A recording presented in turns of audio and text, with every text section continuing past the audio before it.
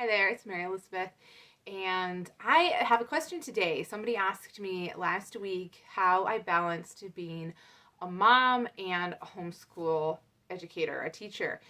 And I gotta say, I'm not very good when I'm put on the spot, and I kind of need some time to think about it. So, this is the answer of after I've thought about it and kind of like what I wish I would have said. I kind of was like, well, you just kind of have to balance both. You kind of have to, kind of be the tough teacher and, be like, we got to get this done, but then also, still be loving because you are still their parent. So that was kind of the gist of what I said at the beginning, but upon further reflection, I wish that I would have fleshed out a little bit more, and I'm going to get together with her later and I'll tell her this whole thing. So, upon further reflection, I wish I would have said, you're already homeschooling. You are already teaching your children things all the time. You taught your children how to talk. You taught your children how to be potty trained. You helped teach your child how to walk. And how did you do those things? You did them with love. You did them with patience. You did them with a little, try harder. I know you can do it. Just 2 more steps, right? That's how you taught them to walk. Maybe it was, going slower on the word pronunciation until they got it. Gently, firmly correcting them, saying, no, we don't say it that way. Try this way, banana, whatever it was, right? You were already homeschooling. Full stop. You're already doing it. You were learning at home. And homeschooling is the adding in of academics. So, you get those little years behind you, and now you're starting to learn ABCs. Do you know how to read? Most likely you do. You know how to read. And that is something that you can teach your children. And a lot of people say, oh, I don't have the patience. Oh, I could never do that. Did you say that about walking? Did you say that about teaching them to speak? And while I understand that there are some people that would really struggle and stuff, you can do it. And I can't express to you enough the sense of accomplishment that I felt in teaching my 2 sons how to read. It was a really long process. I had to shut a lot of outside voices out of saying they should be doing this at this age. They can't do that at this age. Well, then, they're behind. I had to shut a lot of that out. And it has been my experience so far that it took them longer to read.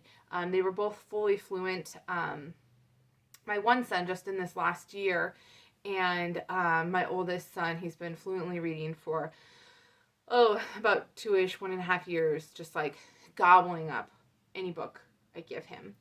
And they had no clue how to read at 5 and 6. And we started on the older side of 6 when they wanted to learn how to read for my oldest son, and then my younger son wanted to be included.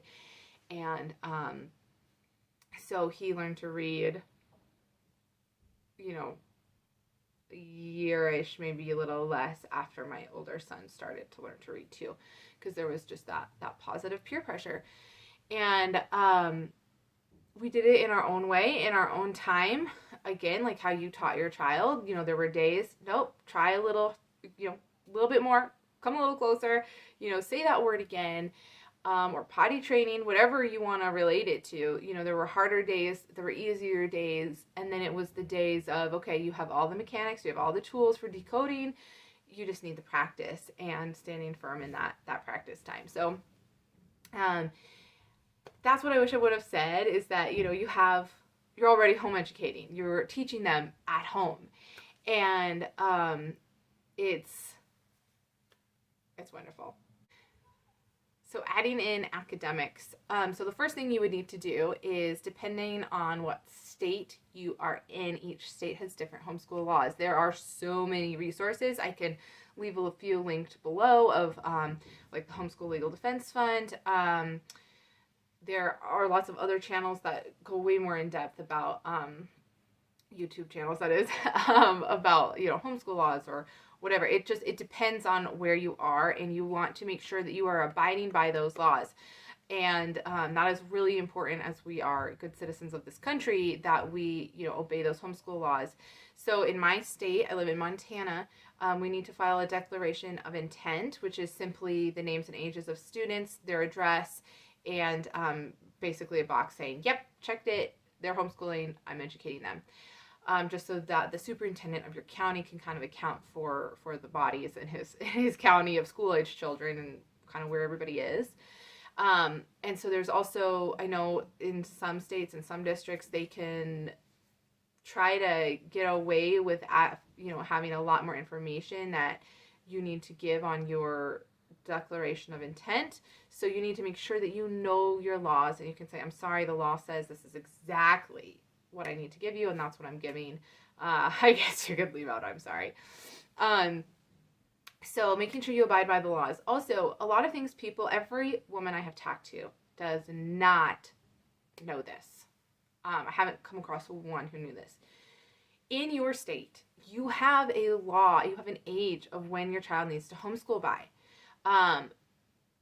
Being ex-military, we've homeschooled in Washington, Montana, and Maryland.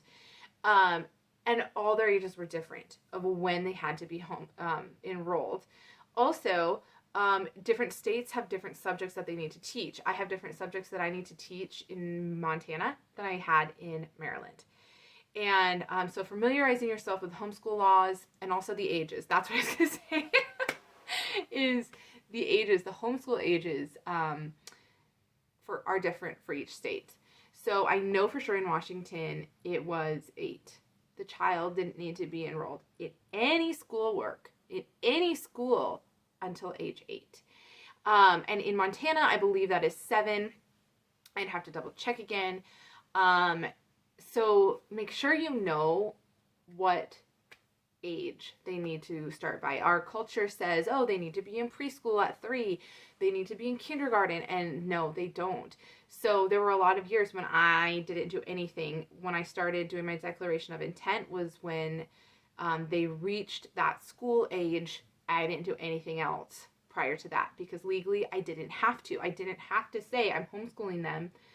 And it was great. So that also gave me some freedom too, kind of to do the delayed academics. And I'm sure there are tons of resources on that. You could Google delayed academics. Since we school all boys, I have found that the delayed academics has been great for them and their development because they kind of just needed more time. They needed time to play. And when it came to teaching them reading, I wasn't going to, really make a big deal about reading. I wanted it something that they were ready to do when it was their age, and that was something that they could work on with me because the bulk of the work was on them. And so when there were hard days, it'd be like, we chose this and we need to follow this through. You told me you were ready, and so we're gonna continue working today, even if it's for 5 or 10 minutes. So that's just that was another part of being a teacher and a mom at the same time. Also, so there are different homeschooling philosophies. If you are considering homeschool, you probably are overwhelmed with the amount of philosophies and curriculums and things like that there are out there. There's Waldorf, there's Charlotte Mason, there's classical conversations, there's, your gamut of Christian-based education. So, Sunlight, My Father's World, Living Book, or Master Books, I guess, all kinds. There's a lot out there. And I got overwhelmed really easily.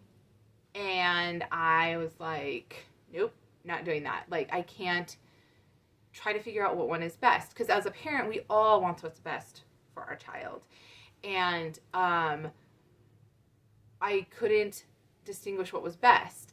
I went to a classical conversations, kind of like one of their meet and greet, kind of basically it was like an infomercial of, okay, this is how much you need to pay, these are the books, that type of thing for what they do for their curriculum. And I had one son who would have thrived even that.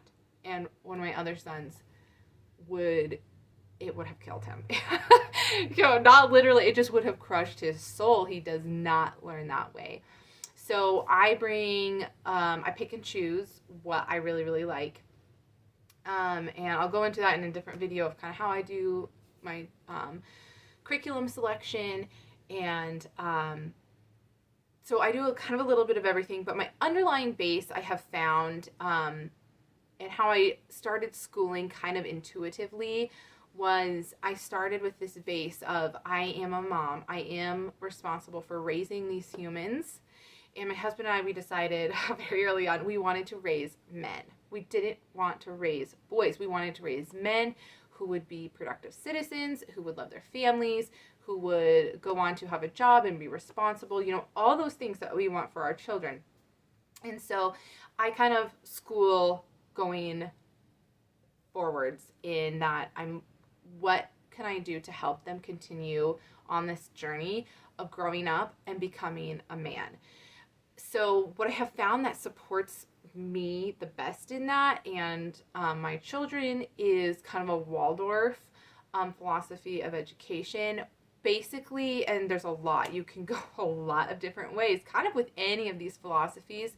But one thing I really liked about the Waldorf was they really took into account your child's developmental stages at different parts of their lives and at different ages. And so far, I've been able to see there's a lot. I mean, they're pretty right on as far as like, okay, this is where a fifth grader is kind of at. These are some of their emotional vulnerabilities that they're going through right now, those growing up, that prepubescent, those types of things.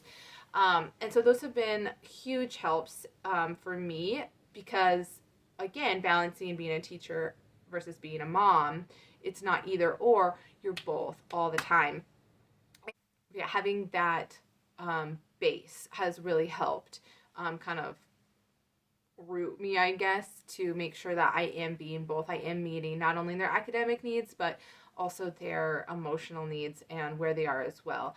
I remember my growing up years, and sometimes it was pretty tough to have to do schoolwork, and because you have a lot going on, you have a lot of feelings, and if you're homeschooling, your child is most likely in your home a lot, and there's lots of sibling dynamics, and let alone your stuff that you're working out with your husband, and if you go to church or whatever, there's a lot going on. So I found that to be a really good support. And then also I really appreciate the emphasis on that Waldorf has on like handwork and hands-on learning, where you learn from experience to make the learning relevant to you or to the student. So it's lots of experiments, and my children really learn well when it's like, here's this is what this is called, let's do this, let's try this project. For example, like one time we got dye, and we dyed wool. It was white wool yarn, and so they got to see the dyeing process, and then we made a toy from that yarn. We made a ball, one of those like puff ball things.